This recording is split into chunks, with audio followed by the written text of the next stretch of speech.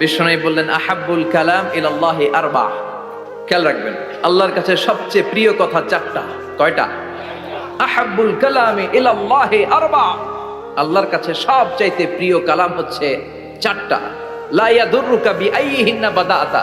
এই চারটার কোনটা দিয়ে শুরু করবে এটা তোমার ব্যাপার, আগে পরে করলেও কোনো সমস্যা নাই। চারটার একটা হচ্ছে সুবহানাল্লাহ, আরেকটা হচ্ছে আলহামদুলিল্লাহ, আরেকটা হচ্ছে লা ইলাহা ইল্লাল্লাহ, আরেকটা হচ্ছে আল্লাহু আকবার।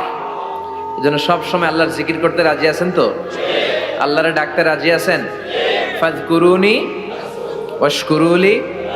আল্লাহ বলেন, যদি আমার জিকির করো আমিও তোমাদের জিকির করি, যদি আমার স্মরণ করো আমিও তোমাদের স্মরণ করি।